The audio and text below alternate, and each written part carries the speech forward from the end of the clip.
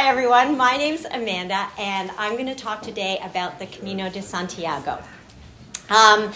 If you're interested in doing the Camino de Santiago, this will give you a nice overview of it. I confess the first time I did it, I didn't fully understand what I was doing. I've done it 3 times now. This last time was the longest one that I've done, and I'll talk a little bit about it. So I found it really helpful to talk to other people who've done it. So if you're thinking about doing it and you have specific questions, there's lots of time to ask those specific questions. Just give a yell. If you've done the Camino before, is everyone here who's done one of the routes or anything? Yeah, and you want to interject and say, well, my experience was this, because everybody's Camino is quite unique. Please do that, because that's kind of the point of this, is to talk about what the experience is. If you're contemplating it and you would like more information and more on logistics, do we have enough chairs? They're coming. Excellent. If you'd like more information, like I have a packing list that I'm happy to share with folks by email. So if you are thinking about the logistics of actually doing it, I'm happy to provide that, or copies of the guidebook. I'm going to go through most of my slides are pictures. There's not a lot of words on them, but there are a few at the beginning that sort of explain the Camino. So this is the Camino de Santiago. Well, kind of the Camino de Santiago. This is from Saint-Jean-Pied-de-Port all the way to Santiago de Compostela. That's the end point. Yep. May we take pictures? Absolutely. And Tyler's recording this as well. So we'll be able to have a video version of it at the end. So that's one route. And that's the route that I happened to take. So it was 779.5 kilometers, technically, I suppose. But there were a lot of we strayed along the way and when we went into towns. But you can start anywhere you want along this. This is called the French route. And it's the kind of the classic route that people take. But it's not the only route. They all end in this place here, Santiago. Santiago means St. James. Iago means James. So these are all the different possible routes that you can take to do the Camino de Santiago. Some are really long, 779.5 kilometers. Some are 130 kilometers. Some are 120. You can start anywhere you want on any of these routes. There's some classic ones. There's one that's called the El Norte, which is this one up at the top. Very rugged, much quieter than some of the other routes. The Portuguese route, which starts in Lisbon and goes up to Santiago. They all are pointing in the same direction, and there's all these different possible ways to go. So the Portuguese route is gorgeous. And there's 2 Portuguese routes. There's a coastal route and an inland route that you can do through Portugal. The second time that I did the Camino, we did that. But we only started in Porto. We didn't start in Lisbon. The first time I did the Camino, I started in Lyon. And lots of people start there and travel along. So this time round, last year, or this summer, was when I started in Saint-Jean-Pied-de-Port, which is sort of one of the classic starting points. We met people on the Camino who started at Canterbury Cathedral, or started in Germany, or started in areas of France. There's another route that you can do that's 727 kilometers that starts in La Puy and ends in the town here, Saint-Jean-Pied-de-Port, and then goes on to the Camino Francais. So the Le Puy route ends here, and then you start on the Camino de Française.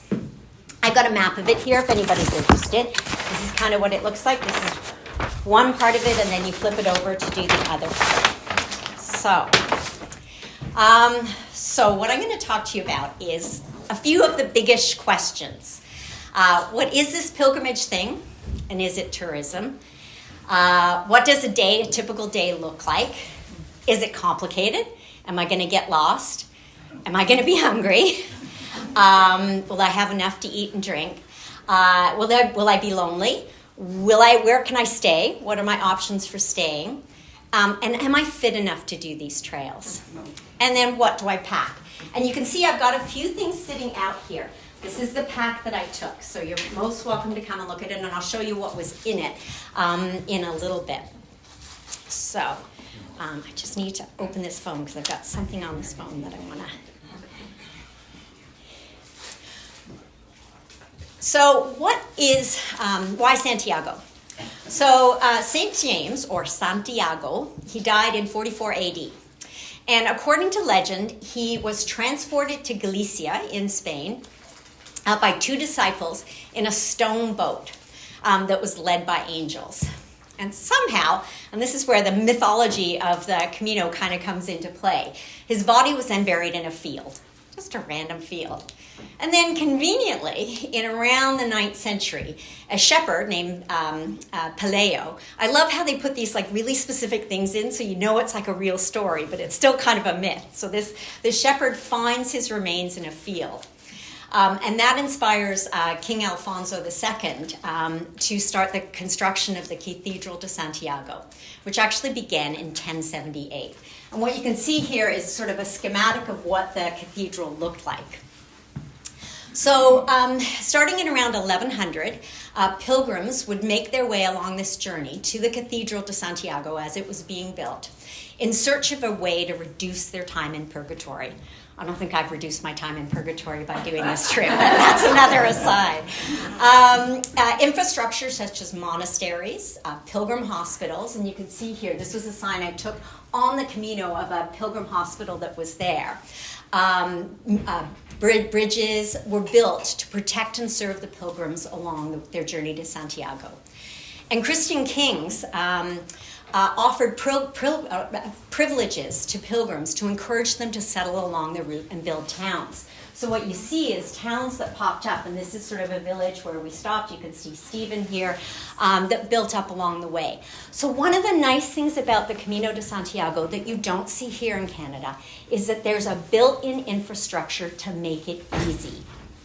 So here, if you walked from here to Sudbury or Thunder Bay, you'd start to see, after you got outside of metropolitan Toronto, some pretty long stretches where there are no restaurants, no indoor bathrooms, no food.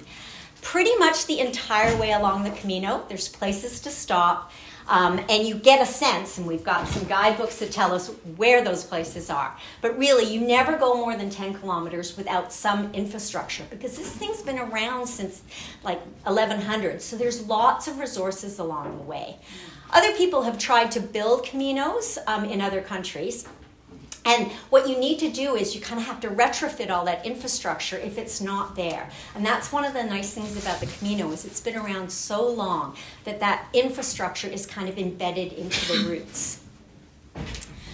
So, tourist or pilgrim? Now, I want to be really clear. I have been a tourist in a lot of places in the world, and I love being a tourist. So when I describe what the difference between a tourist and a pilgrim is, it's not because I think being a tourist is bad. They're just different things. So I'm going to tell you kind of the difference between a tourist and a pilgrim. And it came from this poster that we saw in an albergue that we stayed in. And it'll give you a sense of what the mindset of the Camino is.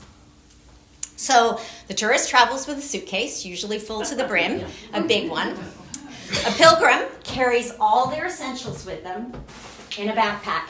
And you can see I lifted this up pretty easily. It's pretty much got everything in it, maybe a few things missing, except for my water that I didn't put in. That you carry all of it with you, unless your health prevents you from doing that. If I had knee issues, or if I was elderly, I saw people on the Camino who were amputees. I might not carry my pack. And you can pay companies, and it's like €6 a day, or they have a package deal for the whole Camino that will take your pack and take it ahead to you to the next place, so all you need to carry is a day pack. So if you're thinking, I don't want to carry all my possessions with me the whole way, you can do that. Having said that, for me, it was really powerful to have everything, and you'll see what was in my pack on one of my slides, to have everything I needed for 5 weeks in one bag.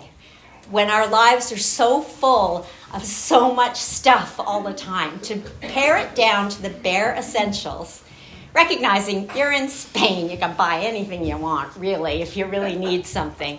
But to distill it all down into one bag was really powerful in carrying it with me. So tourists is taking a break from their daily life, usually kind of escaping their workday world, the things that they do at work, or their normal church activities or their retirement activities. Whereas pilgrims are really traveling to find out who they are.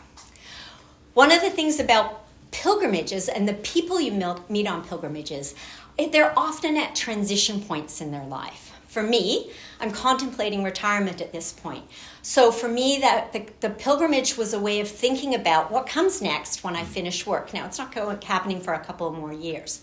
But we met people who were just finishing university and had gotten a job but had this break between finishing university and going off to work. We met lots of retired people. We met families who were taking sabbaticals. So for a lot of people, it's a time of transition, and they're on the Camino because they're thinking about transitions in their lives.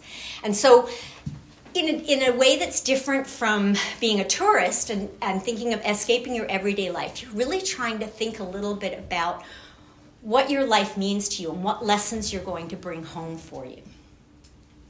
Tourists are looking for pleasure and leisure, and your expectations are kind of, I'm going to have fun. I'm paying for this. I got the travel guide. It tells me all the great things that I'm going to do. I'm going to go and see this church and this opera and this, piece of music. And it's all going to be great and it's all going to be fun. And I'm not interested in any of it being hard because I'm on holiday. Whereas the pilgrim kind of embraces a little bit of hardship and discomfort. It's part of the journey. You can't walk 25 to 30 kilometers without something hurting, particularly if you're carrying a heavy pack.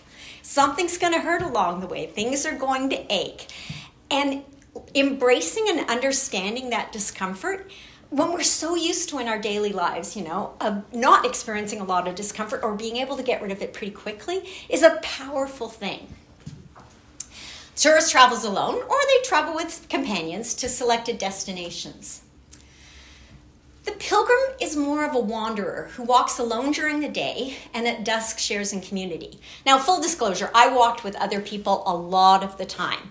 I walked for 5 weeks to do the 779 kilometers. The first 2 weeks, Stephen was with me. He'd been on sabbatical, and he met me in France. We walked for 2 weeks. Then I had 2 weeks by myself, and then I had a week at the end where my daughter and a friend of mine came and joined me for the last week of the Camino. And we met lots of people, and you'll see that in my slides along the way. So I wasn't always alone, but some of the most powerful days I had on the Camino were the days where and particularly in that middle stretch, the 2 weeks in the middle, where I walked alone. I would get up very early in the morning, earlier than I was getting up when I was with Stephen and when my daughter and my friend Sylvia arrived. And being alone by myself for sometimes up to 3 or 4 hours where I didn't meet another person was really, really powerful. It gave me a chance to really sink into, what do I want to do when I retire? What am I thinking about? What things, will bring me joy? What is bringing me joy right now on this walk? And what does it mean to me? So a tourist shelters from inclement weather and avoids difficulties. We had some inclement weather, and you can avoid that when you're a tourist, and you probably should avoid it when you're a tourist. Stay inside, have a day inside on those days when it's lousy weather. A pilgrim kind of accepts that there's going to be obstacles and that they're kind of an essential part of the trip. And you're open to the unexpected, and you seek joyful companions who are like, yep, it's raining today. Oh, what does your rain gear look like? Oh, what is your rain gear? Oh, you've got the best rain gear. Do you just have a pack cover? Are you wearing a jacket? And the meseta during the heat of the summer, when the mesetas are the plains of Spain, there was one day I thought, I'm not sure I'd made a right choice here. It was so hot. But you accept that is part of the journey for you. And going back to that idea of discomfort and embracing that, because that is what our lives do encompass some discomfort. And being able to contemplate what that means on the Camino is quite powerful.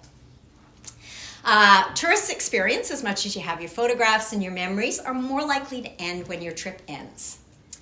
Pilgrims tend to carry the Camino with them for the rest of their lives. Someone asked me, what are you going to do differently now that you've come back because you were on a Camino? And the answer I had for them was, it's funny, I hadn't thought about what was going to be different, but I made a conscious decision to change something I was doing at work. My office door is always open. People breeze in and out all day long, and I find the interruption quite jarring sometimes. And I decided after the Camino, in part because I loved those 2 weeks in the middle when I was completely by myself, of uninterrupted time. And I did it unconsciously and I didn't think about it. And when I answered her, I said, oh, I think I'm doing this because I was trying to figure out what I wanted to do differently after the Camino.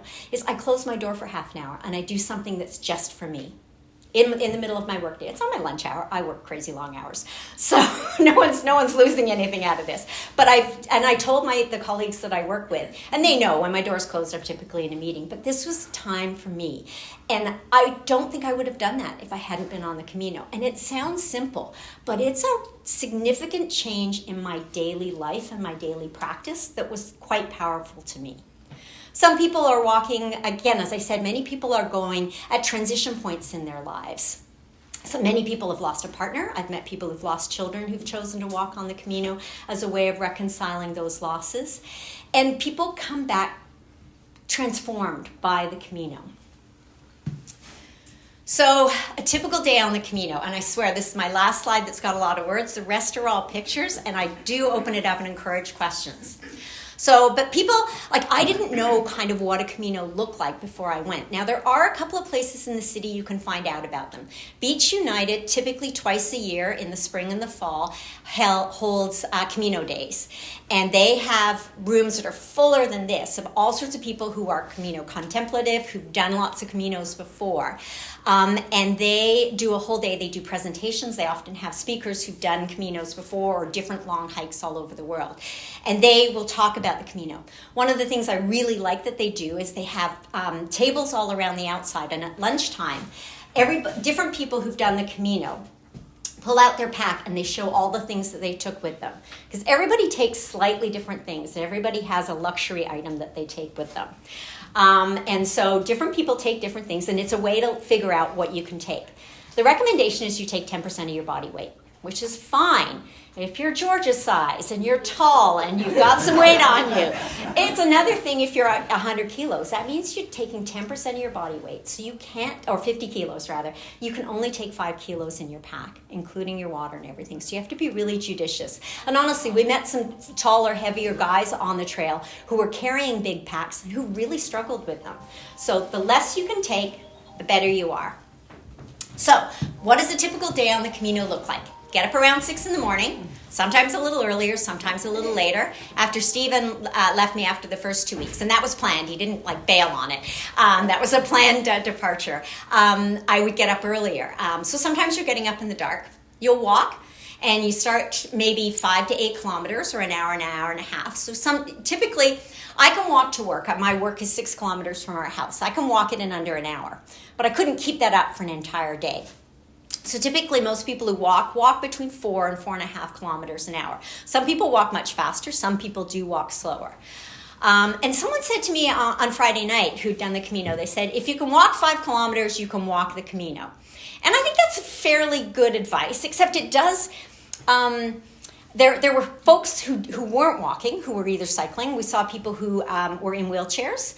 I know blind folks who've walked the Camino. I know folks who are amputees who've walked the Camino. So if you're thinking, oh, this isn't for me, I'm not fit enough, there are accommodations and there are ways to do the Camino that aren't just walking the whole thing. But I'm going to talk about kind of what I did and the expectations, and I'm happy to answer questions about the sort of folks who weren't walking every day. So you start walking maybe 5 to 8 kilometers or an hour and a half, and then you stop at a cafe or a bar, and you kind of know where they are along the way. I'll show you what that looks like on the map. Then you keep walking again, maybe another 8 to 10 kilometers or another 2 to 2.5 hours. And then you grab second breakfast. It becomes, everyone calls it second breakfast. You eat lots. And then you keep walking, and maybe another 10 kilometers or so, another 2.5 hours. And then you find a place to stay. So typically, in a typical day, you'd walk somewhere between 22 and 30 kilometers. Some people walk more, some people walk less. People who are carrying their children with them in backpacks or walking with kids would do much shorter legs of it. And we did see lots of people. I saw 8-year-olds, babies, 80-year-olds, people, who were using motorized wheelchairs, blind people. It is truly something that everyone can do. But then you would find a place to stay. You can stay in hotels. You can book things in advance, or you can stay in albergues. And I'll talk to you about the albergues. And we intentionally chose to stay in albergues. These are shared accommodations. And we loved that. But occasionally along the way, I would book a hotel so I could sleep by myself. And I'll show you why I wanted to do that when we're getting here. You'd wash your clothes, because this is my pack. And you'll see in the slide, it's got a pair of pants, a t-shirt to sleep in, a change of underwear, and a sports bra. For the ladies in the room, don't wear anything with underwire because you've got to carry this on you. So everything's in here. So you've got to wash what you're wearing so you can wear it again the next day. Hang it out on the line so it'll dry, and then you change into the clothes that you have in here. And I took a dress with me, a really light dress, so I could have a nice dress to wear at night. And a lot of women did that as well, just, because it felt nice. Some people were working a little bit on the Camino. They brought their laptops with them. Some people would just rest. Some people would read. Some people would go swimming if there was a place where there was a public swimming pool. You'd eat and eat and eat and eat some more because you're burning off a lot of calories. Maybe have a glass of Coke or a glass of wine. Most of the albergues that we stayed in closed at 10 o'clock at night, so you couldn't exit or enter after 10 o'clock at night. Let me tell you, you're so tired by 10 o'clock, you don't want to be out partying all night. We could just stay in a hotel if that was the case. So the question is, can I do this? And I'm going to show you a bunch of slides that have different terrains that we walked over. From Saint-Jean-Pied-de-Port through to Santiago, you go through 3 distinct regions. You go through the Pyrenees, which is pretty significant, and you're going through lush wooded areas with fairly significant climbs. Then the Meseta is in the middle. That's the plains of Spain. The plain that rarely rains on the plains of Spain. It's like walking through Saskatchewan for 5 days. And I don't mean that in a bad way. I love the Meseta. Some people will take a bus. They'll stop, they'll take a bus, and they'll skip the entire Meseta. I personally really, really loved it. But it's hot, it's flat, and it's like there's no trees anywhere. And then there's Galicia, which is the last big region that you walk through, which is lush. It also has tons of hills. It's absolutely gorgeous. So what you're going to see on these next slides, you walk through cities, you walk through rural areas, you walk through treed areas, and these are in no particular order. That is me, that's my pack. You can see I've got my day pack kind of stuck on the back of there, just because I think I wanted to be able to reach it. These are some of the cities that you're going into. There are places, this is on the Meseta, and there's places where it's lovely and treed. So, again, some flat areas that we walked through. These were some lovely Italian women that we met and walked through, and I'll talk a bit about community sort of after I show you the terrain. More terrain you can see here, and it's always really hard in pictures to show elevation. There are some significant elevations, and if that's not your cup of tea, if you don't want to do those really hard parts, you can skip them. You can take buses, you can take taxis, you can decide to send your pack ahead if it's a really rough day. But some of them were quite rocky, quite significant, and quite steep. And then some were quite flat. Some were very narrow pathways, and some were much more easy to navigate. Again, you can sort of see we're going through some wooded areas. This is sort of the start of the Meseta. And some of the paths were nice and flat. Some of them were, so you just sort of see there's a real variety of pathways. This one here, this is probably some of the more significant climb. This would have been in the Pyrenees and here, and you can't really sense the elevation, but it was pretty significant. This is Stephen, bending down, kind of leaning back at me. This is a bridge, and you kind of have to hop across the bridge because the water's going through the spaces in between. So there's some pretty novel kind of places to walk along the way. Again, more pictures of, this was up in the Pyrenees. You can see it's quite rocky. Those are the clouds there, so we're really at one of our highest elevation, although not the highest elevation on the Camino. Some mornings you'd start really early. The sun's always at the back because you're walking towards the end of Spain. And you can see here where there's some significant elevations and some significant climbs along the way. Sometimes you're on roads. But really they built the route and they reroute it almost like the same way that they do the Bruce Trail. They make alternations in the trail as right-of-way sort of changes or as construction comes up. So You can see that's my pack here. We've stopped. This is up in the Pyrenees. This would be in the at the beginning of the plains in Spain, and another kind of route. I just want to give you a sense of the variety in the terrain that you're going to be that you're walking on. Some of these, so you're beside the road, but they've planted all these trees so that you have lovely shade. And this was this was our last day walking with Stephen, and he's crossing the bridge, and we're walking into a town, and he stopped there, and that's when I continued on. So some of it's a little bit rough, so you need good hiking shoes. I don't think I'd use these ones again. I've used 3 different pairs of hiking shoes, and I think I'd get ones with slightly more support. These are trail runners, and I don't think with the weight of my pack, they were the best ones for me. But different people wear different kinds of shoes, and I'm happy to talk about that. Will you get lost? No, except in the big cities. There's all sorts of different kinds of signage. This is the first year that I did it. You can see I'm wearing traditional hiking boots in there. Some of the wayfinding is embedded in the ground. Some of it are these are sort of old symbolism from the Templar Knights, and you can see it here. And there are some places where there's alternate routes. You can go one way or the other way, and one's the traditional route, and one may be more green and lush as things have changed over time. So you get to choose kind of what route you want to do. A lot of them will have the distance to go to Santiago, with Santiago being your end point. And some of them are really beautiful and artistic. So there's all sorts of different signage. The classic signage that you'll see is the yellow arrows and the blue shells, and that's one of the sort of key symbols of the Camino. Generally speaking, since the Middle Ages, people have carried, and most of the pilgrims that I saw carried a shell on their back. And I've got a few of them here. And in the Middle Ages, this would have been what you would have caught water with at water wells along the way, or drank wine with, or had your food on at the end of the day. Now they've become this sort of classic symbol, and you can buy earrings and jewelry and all sorts of stuff at the end that sort of has this shell on it. And you see, because you're walking towards the coast, and you're going to see the place where Santiago is buried, you'll see these shell symbols along the way. So signage was really, really good. The only time it got confusing was when it's competing with things in the big cities, and sometimes it was hard to see your way. There was a priest who worked in a monastery that was at about the halfway point of the Camino.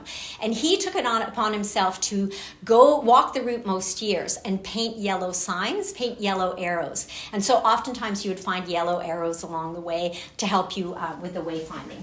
But you can see here, there are some routes that are bicycle routes and some routes that are walking routes. And so this is how you know the difference. Somewhere like this, you might share the road for some periods of time with cyclists, and then when the road got too narrow or too hilly, you'd end up splitting off again, and the cyclists would go on another way. They were super respectful of sharing the space with the people who were walking it. In France, this one's from France, you can see it's white and red, and those are the traditional signage that you see, because you start in France and then you very quickly move into Spain. There's another entire route from La Puy to Saint-Jean that's 727 kilometers. That's my next big hike, and it's all in France, and that would be the signage that you'd follow there. But people have embedded it into the ground as well. Some of the wayfinding is quite old. So, will I get lost? You've got maps, you've got guidebooks. This one you can see has been really well thumbed through. And this is kind of what it looks like. What I would do, because I didn't want to reach into my pack to get my book out, I'd take a picture of that day's walk so that I could know what I was going to be doing that way. But I'm old. There were a lot of 20-somethings on the trail, and they would download an app. So there's all sorts of different kinds of apps that you can do. Sometimes the apps led you astray. That's all I will say. And sometimes I'd be the one going, I got a map. I got a papery map. I'm old school. And we would look at it, particularly if you were walking in the dark. Sometimes it would be a little tricky to figure out which way you were going to go. There are tourist offices. There are Camino books. And I'm showing you, and I've got 2 copies of it, one when I walked it in 2019 and one the most recent edition. But they have them in French, they have them in German. So you'll see people carrying different ones, but every country has ones. And the first Camino book I bought, I wanted to take the French route. I bought the Camino book for the Portuguese route because I didn't have a clue. So it'll tell you on it which route you're going. And happy to have, you can see all of the maps are in here in small, but they tell you the elevation. They tell you along here, okay, this is where you're starting today. It's 7.4 kilometers to this next place. There's a church there. There's a place for coffee. There's places that you can stay. This one happens to have an alternative route on it. But they will show you all sorts of different things like stops along the way and places that you can stop. So you know where the next cafe is when you get up that morning, and you can decide, do I need to have kind of like a bite to eat before I go, or should I just walk to that first cafe? So that's the wayfinding. So what did I pack? So my hiking boots. So imagine that this is the stuff I packed, plus I had a set of gear on. So everything that's up here is what's in that pack today. So my luxury item was my Kindle. I read probably 7 books on the Camino because I read every day. And I would literally download books as I was going in the albergues that I was staying at because there was always Wi-Fi everywhere. I had a raincoat that covered everything. You'll see it later. I look really fabulous in it. I had a sweater. I had a sleep mask that had earplugs attached to it because if you're sleeping in shared accommodation, there's a lot of snoring that happens. And to be clear, you don't have to stay in the shared accommodation. You can book hotels all the way along. A money belt, not because I felt like I was nervous about my money. I just wanted to have a place that was easy to access. Lots of people carry fanny packs on the front just so that they don't have to reach into their pack because it's really awkward doing that. I had toiletries. You can get any toiletries you need along the way, so I didn't pack a ton of stuff, just enough to get me, you could always buy Band-Aids or, special foot care stuff, deodorant, anything that you needed. So you don't need full-size bottles of shampoo or anything because you can always get them along the way. Like I said, I took a dress, an extra t-shirt, another t-shirt to sleep in, a hat, my hiking poles, which are here, and my book. And my meds in a little fold down, and I just had enough Tylenol to get me through a couple of days. Some allergy medication in case I touched something. Like I just had a couple of everything in there, knowing that I could get whatever I wanted along the way, and that always people were willing to share with you. I ran out of bandages at one point because I had a blister on a toe, and I'm like, does anyone have one? And everybody will offer you. Like that's just kind of the depth of community. Like people care for each other. So that's kind of what it looks like. Happy to show you. But as I said, if you are contemplating this, the Beach United event's really good because you see what other people pack. Some people anchor themselves with their luxury item. For one woman, it was her sketch pad and some watercolors. And she did watercolors across the entire Camino. For some people, it's their electric toothbrush, which is heavy. I took a bamboo toothbrush because it's really light. That wasn't it. But for me, it was my Kindle. I really wanted to have something to read every night. So, and some people, like I said, brought their laptop. I was talking to somebody recently, a dad and his son walked the Camino together. His son was 13 or 14, and the dad owned his own business, and he would work for a couple of hours in the afternoon after they'd walked while his son played on his video games and kind of chilled out. Because that's a lot of parent and child time, having done it once before with my daughter. So people bring luxury items. Your Camino passport. To do the Camino and to stay in the preferred accommodation, which typically ranged from about 6 to 9 to 15 euros a night, depending on where you're staying for your bed. You need to carry a passport with you. These are the Canadian Company of Pilgrims offers them, the Spanish tourist office offer them, and the French tourists offer them as well. And you collect stamps along the way. The stamps are so that you can demonstrate that you've done the whole walk, but they're also your admission into the albergues because tourists aren't allowed to stay in the albergues. You have to be walking the Camino in order to do that. And some of the stamps are just exquisite. There's pictures of like this one here is this beautiful place where there's this sculpture, and it's a rendition of the sculpture on that spot on the Camino. Cafe, you can get the stamps at cafes, you can get them at the albergues that you stay at, you can get them sometimes in stores, you can get them, Stephen and I stopped at a lot of churches along the way, you can pick them up in the churches as well, and in the tourist office. So you can get them here if you order them from the Canadian Company of Pilgrims, and they have maps on the back as well, or you can order them, or you can pick them up at the tourist office in the big cities wherever you start. But you have to have one of those to get into the albergue shared accommodation. So will I be hungry? Stephen said I have way too many food pictures, so I'm going to go through them really, really fast. But just to give you an idea, like we never had trouble finding food. Now, full disclosure, I'm vegetarian and I'm celiac.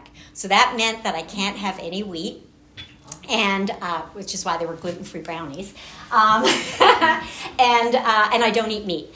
And Spain is a very meat-centric country. Super meat-centric. So, and they don't think that chicken or tuna are meat. And so the vegetarians, so we met lots of other vegetarians, and I met vegans as well. This gal here was a vegan. And we'd be like, nothing with eyes. I don't eat anything with eyes, no fish, you know. And so I ate. The food is not spicy, it's very plain, but I always ate really well. This is me at a nicer sort of restaurant at a place we stayed at, and it's just a platter of vegetables. It was probably one of my favorite meals. But there was always Spanish tortilla. This is me having almond cake for breakfast. You can see I've got my headlamp on my top of my hat because we started working early in the morning and it was quite dark out, so that's how I know this is my breakfast. But it was an almond cake and coffee. This is us at lunch somewhere. This is my daughter stopping at a roadside cafe. Sometimes you would see these little pop-up trailers. So there was always food, always along the way. I never went hungry, and I'm a princess about food, like I said, because I'm vegetarian and celiac, so I'm a bit of a princess about food. There was always great coffee along the way. The Spanish love pinchos. They love a little snack to go with your glass of wine, so they would often just hand you either a little bit of tortilla or a slice of cheese or some olives to go along with your glass of wine or your pop or whatever you were ordering. They were really good about that. So this is variations. And full disclosure, what you'll see on here is these didn't all happen on the same day. He's wearing the same t-shirt because, like I said, you have 2 t-shirts. So if you walk the whole thing, you end up going, oh, well, what day was that? I have no idea. I was wearing that t-shirt. So you're kind of wearing the same clothes the whole time. I took this picture here because that is the door of forgiveness. This is in Lyon, and this is a church. And I was sitting here, you can see my guidebook there, my glass of red wine in the afternoon after I walked, and this is the door of forgiveness. If you can't walk the rest of the Camino, if you've become infirm, and this is historical, it goes back to, you know, the medieval ages, you could walk through the door of forgiveness, and then you didn't have to walk the rest of the Camino. And there were a number of these in churches along the way. So they recognized that people really struggle sometimes. So, and there's me contemplating the door of forgiveness. You can see some pinchos here, roadside cafes. This is Dikash, this wonderful woman who was an engineer from Denmark, and we're eating berries. There were blackberries everywhere. That part was glorious. So there's, you know, food on the vine. You can see here a couple of pictures, different places. Patatas bravas, this lovely dish in Spain that's super yummy. More breakfast here. There were water fountains, and the water was all potable. If it wasn't potable, there would be clear signage telling you it wasn't potable, but there were very few places where that wasn't the case. So this Fontaine de Rollin has been around for a very long time. This is Stephen drinking from a water jug at one place. This is us preparing a meal in one of the albergues, the places that you stay. They're like hostels, preparing a communal meal. And I'll show you a bit more in the kind of community section. This is one of my favorite shots, and Stephen's like, you should have made this a whole screen, because this here is outside a vineyard. And one of the taps is water, and one of the taps is red wine. We got there at 7:30 in the morning and did not partake in the red wine. And I think it's their kind of cast-off red wine, like it's their, like it's not the best red wine in the world, but the novelty of being, like, just the potential of being able to drink red wine, you know, from a tap for free, it's kind of intoxicating. You can see here different cafes, different stops along the way. There were, like, you know, various different places. This is another place that you could stop to eat. This is one of the albergues that I stayed at. This is the first place I stayed on the first time I did the Camino, and I desperately wanted to go back there because it was so lovely. And this is just me sitting in the garden after walking with a vegetarian gluten-free pizza, which is pretty amazing. Vegetarian gluten-free food, and this was at a communal dinner, and they made sure that I was able to eat because the communal dinner, sometimes they can't manage the allergens kind of side of things. Will I be lonely? You can see here how much community we had. Now, it's interesting. When we were in Saint-Jean-Pied-de-Port on the first day, we met an American couple about the same vintage as Stephen and I, sitting having crepes. And this was a place that had gluten-free crepes. And we chatted with them, and they were doing the same walk as us. And then we saw them again about 10 days later. And they had been staying at hotels the entire time. And I have nothing against that. I'm not saying that. But they were still eating just the two of them. And we were eating at a table like this because we had stayed with other folks. And that was one of the great joys for me. And it's not to say that that is the way everyone should do it, but we found great joy in that. And that was really meaningful for us to be able to share and develop relationships with other people. I think they had a wonderful time, but it was a different time because they stayed in hotels in a single room by themselves. They weren't breaking bread with other people. They weren't sleeping in the same space. They weren't conferring in the same way. They didn't build the same kind of community very quickly. And it's not to say one's right or wrong, but for me, this was one of the really joyful parts of it. This is Stephen and I's 15th anniversary, the night of our wedding anniversary. And we're having tapas with all these people who we've been walking with, who are from France and Germany and Spain and Italy and Denmark and all sorts of places in the world. And you can see another group of us here. This guy here and this guy here are 17 and 18. They met on the Camino when they were 8 and 9, when their parents took them on the Camino. And I know. And they organized the first community dinner that we had. They said, let's have a community dinner, and we all cooked dinner together, but they organized it. Like, they were the most sweet, mature, beautiful boys. But they were walking for the first time, just the two of them. They'd always walked, one with his aunt, one with his uncle. They'd walked the Camino, and they met that year. And they don't live in the same city in Spain, but they've communicated over the years. And then they walked together this year. So absolutely delightful. These gals I met after Stephen left. They were from England and Italy, and it was so lovely walking with other women because they walked kind of at the same pace as Sarah and I. And you have to find people who kind of walk at the same pace because you cannot keep up with people whose feet or whose legs are a foot longer than yours and who are way stronger. Like you have to walk your own pace on this. So. Again, more you can see this was the communal dinner that we had where the boys were the ones who organized it, and it was just a big rice dinner, vegetarian, just amazing, really, really fun. And this is us sort of earlier on. I promised you I'd show you pictures of us in our rain gear, and you can see different people have different rain gear. Some have pack covers and just coats. This is me here in the middle. I had this thing that made me look like a turtle. It covered my entire body plus my pack. I really, really loved it. But different people have different sort of rain gear. But you can see there's this community. And it was Tomas's birthday, his 37th birthday on the Camino.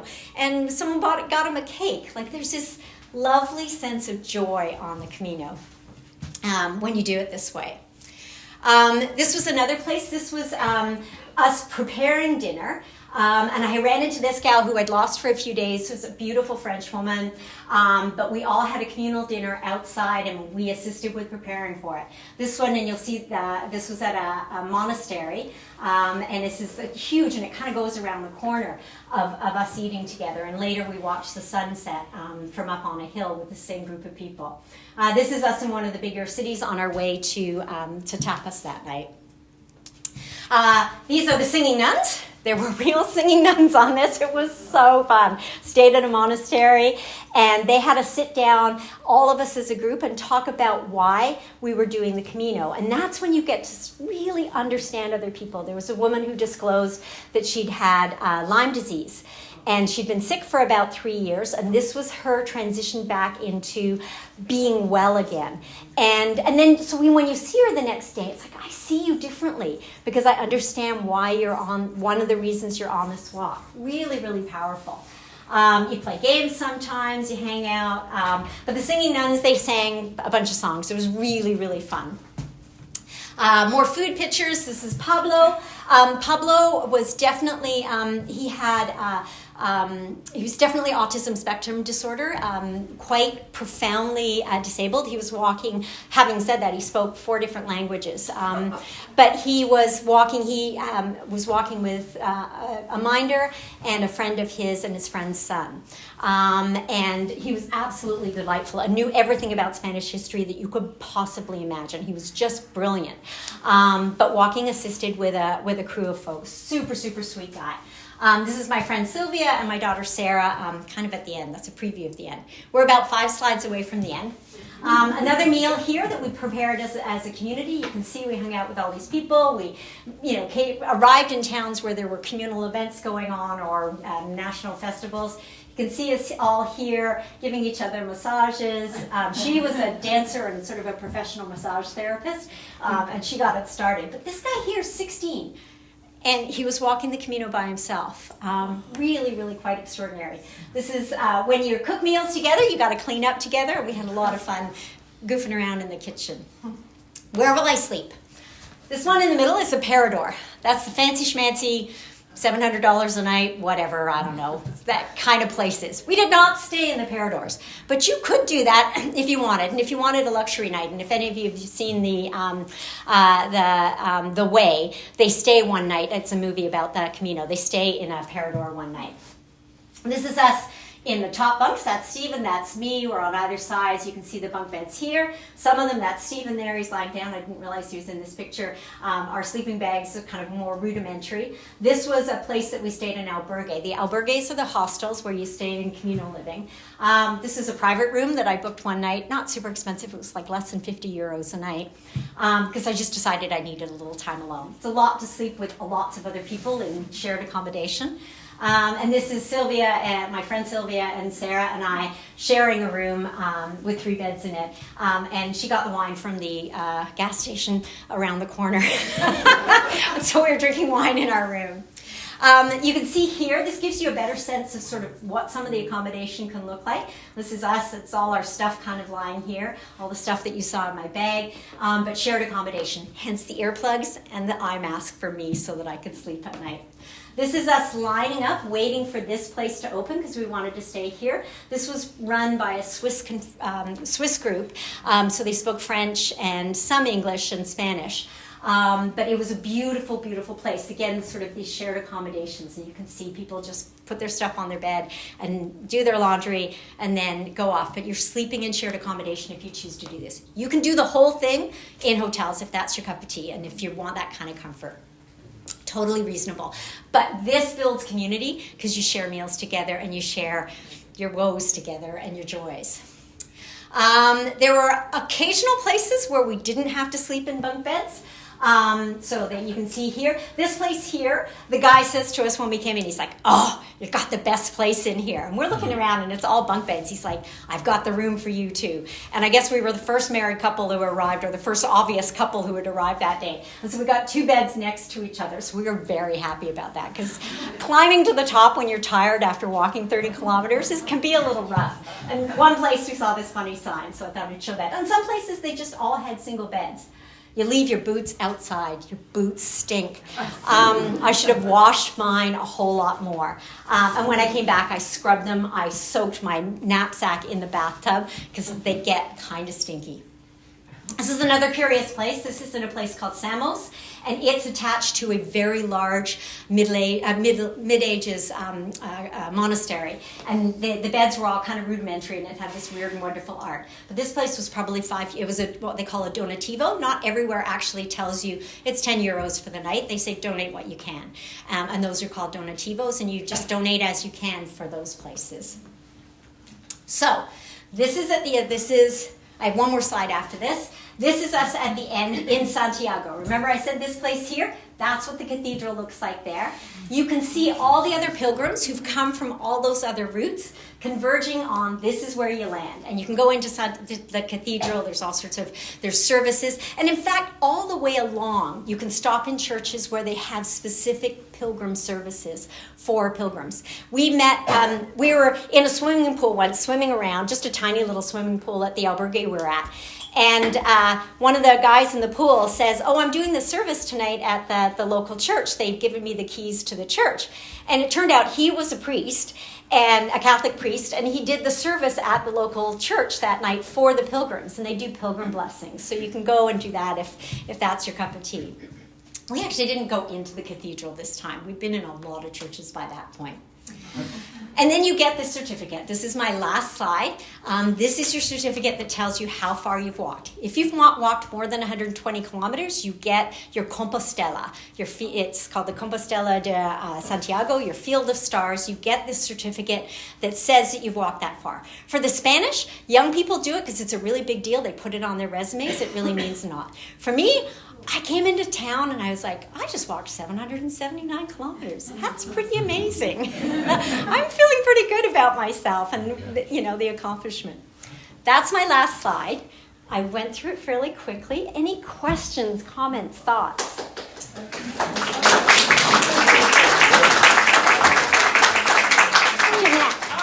curious, where do you get the food? Sure. That you're preparing?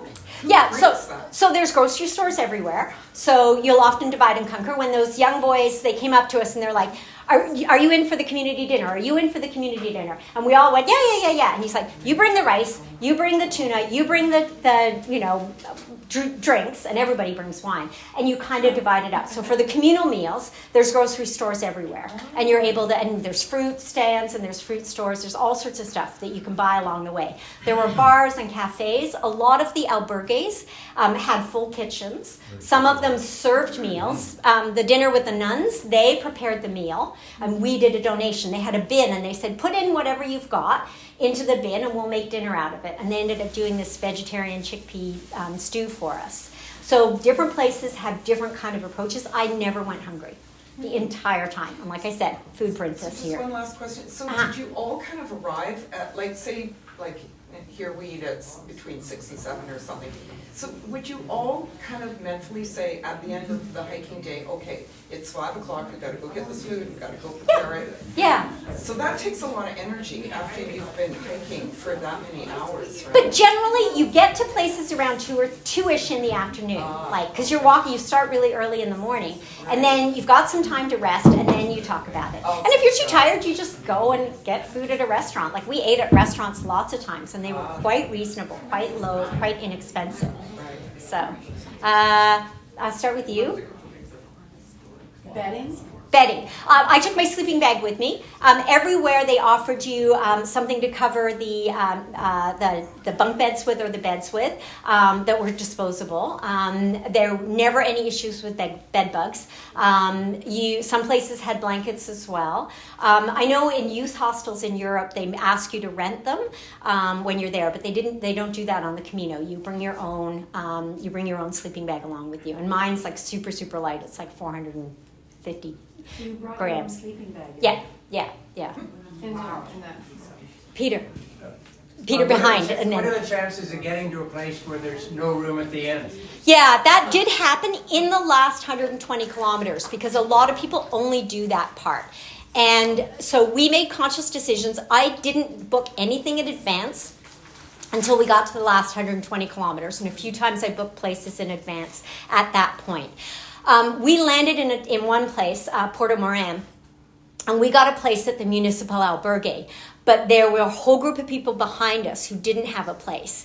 And what the albergue did was they worked with the local health center, and they found space for everybody. So they recognize and accommodate folks who are along the way. But, I also had, my Visa card in my back pocket. There was always this opportunity that I could afford to, splash out if I needed to do so.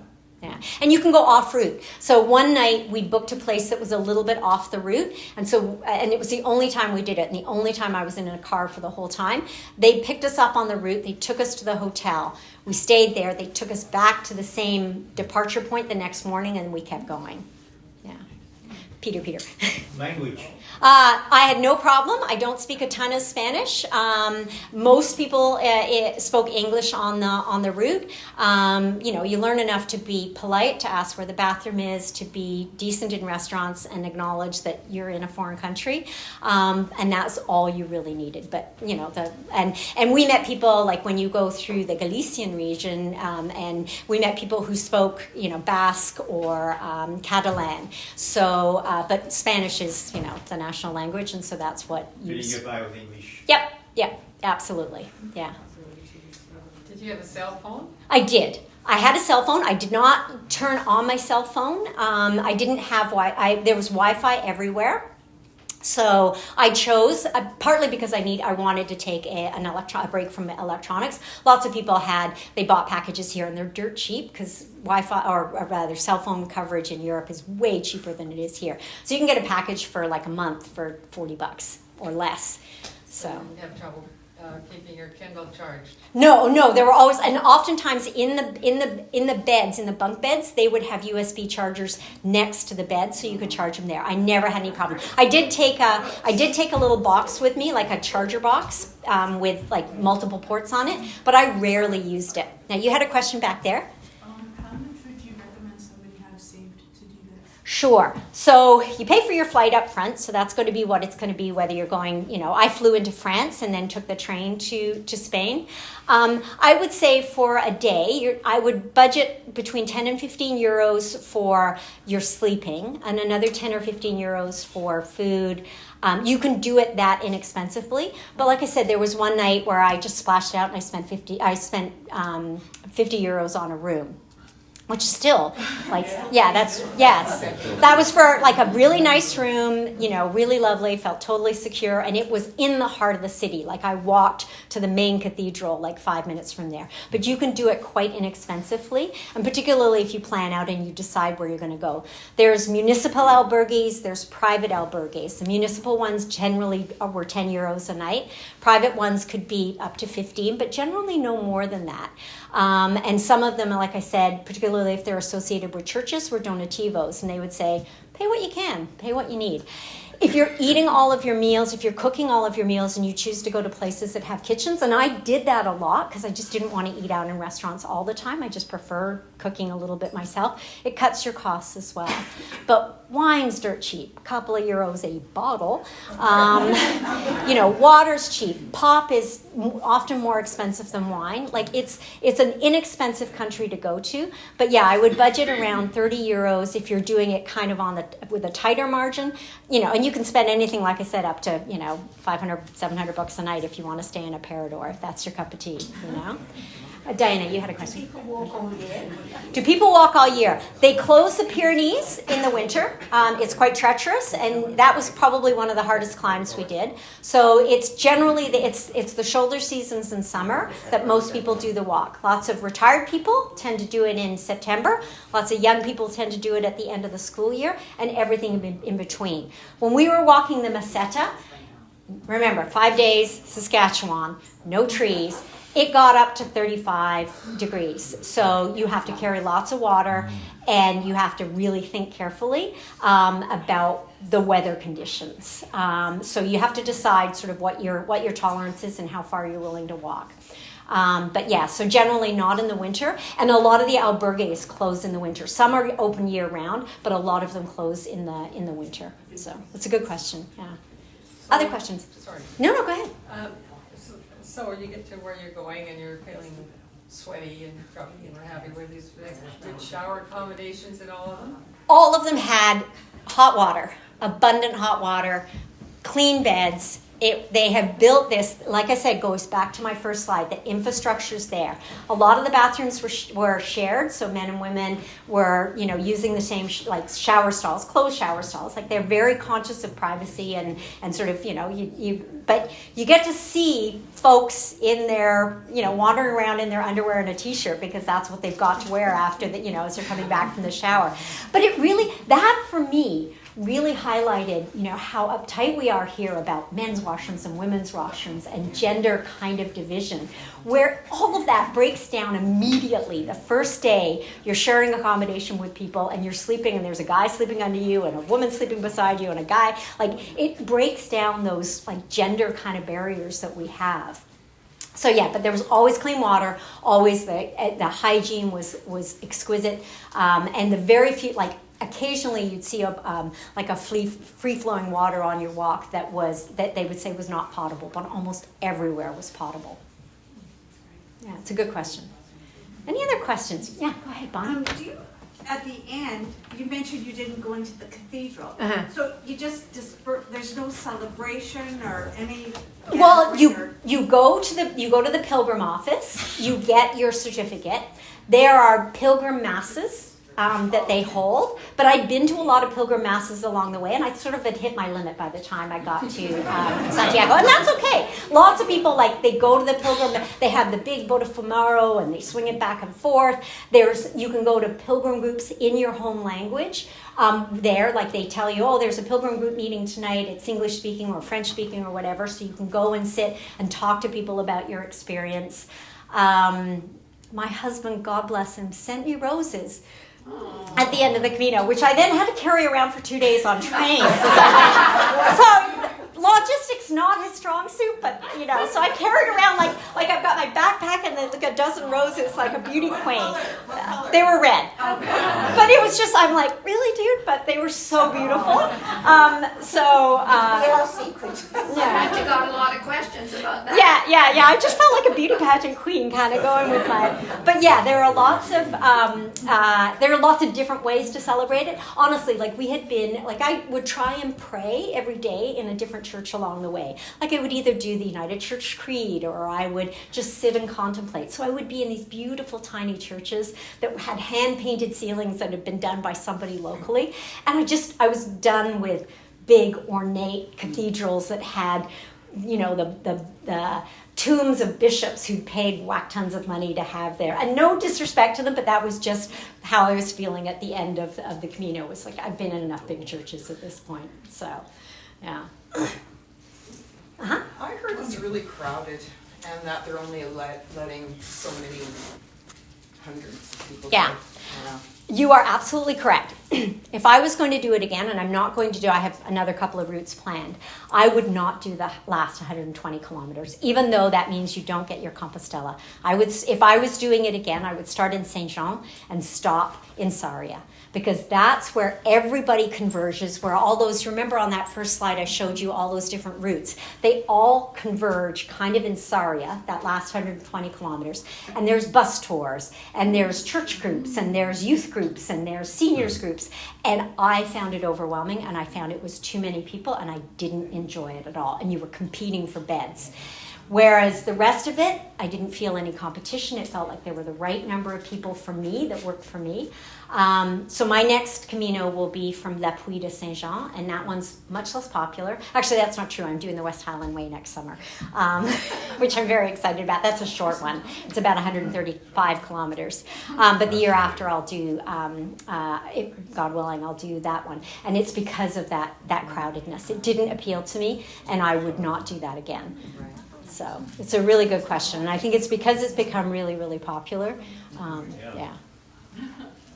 Our kids did the West Highland Way last year, and then they went up to the Royal Dornoch and golf. Yeah. No, it's lovely. I'm really looking forward to that one. Physically, what were the biggest challenges? Physically, I think my pack wasn't packed quite right the first couple of days, and I was getting a sore back. I know people who quit because they were carrying too much stuff, and it really hurt their back. I used poles because poles will decrease about 15% of the strain on your knees. So they'll take about 15% of the weight off of your knees. So I use these. Obviously, they were set up longer. But I use these. I did have some knee pain on a couple of the days. And so, yeah. And I would say, and the other thing is blisters. Blisters was another thing. I used, here, I think I used toe socks. Yeah, so they're socks that separate your toes. So each toe is, yeah, here they are. So I used toe socks, toe hiking socks like this. Just because your toes rub against each other all day long, and it's the friction that causes blisters. So I really like these. These are called Injinji, and lots of people had these. You can buy them there. You can buy them here at Mac. You can find them anywhere. What I would suggest is, footwear and foot issues were blisters and stub toes were really common. If you're thinking of doing it, buy shoes that have a wide toe box that are good and supportive. These were too light, I think, as trail runners, and I would get something a little heavier next time, just because you're adding all that weight on. And get good shoes and make sure that they're big enough to accommodate your feet swelling at the end of the day, because they swell and get wide as the day goes on. So foot care, I would say, was one of the biggest issues, and for everyone. Were you finding you getting stiff at all? No, I walked a lot in the month or so before I left. So I was walking back and forth from work. And then I would sometimes take the lake route, which would be 10 kilometers. I would do long hikes on the weekend. I trained with a pack on for a little bit. But nothing onerous. I just literally would walk back and forth from work. I wasn't doing, 30K or anything like that. But just to get myself sort of used and to wear and break in my shoes. Yeah. But like I said, we met people who were in their 80s who were walking it. I met people who were disabled, who had one guy who was an amputee in his arm carrying a pack all day long. And the albergues will accommodate folks who have of differing abilities before they will accommodate someone who's young and fit. To my mortification, one time when we were doing it, we were traveling with a group of young people, and there's Steve and I and this group of young people. And the woman, we get to an albergue, and she's like, "There's only one bed left. You can have it." She points at me, and I'm like, okay, so I'm the old lady in the group. Okay, fine. And we ended up staying somewhere else. But it was one of those humbling moments, yeah, okay, I can see why you would, and because there's this assumption that there are other places, and if you can walk another 5K, if you're young and can walk another 5K, you can find another place to stay, because there's always somewhere to stay. It just may not be your first choice. Squeeze into the same bed? No, they're tiny, they're bunk beds. You're not a teenager anymore, right? No. Anybody contemplating doing it?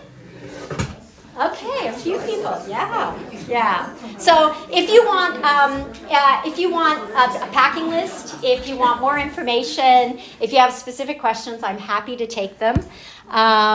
It is 1:00, so that's probably a good amount of time.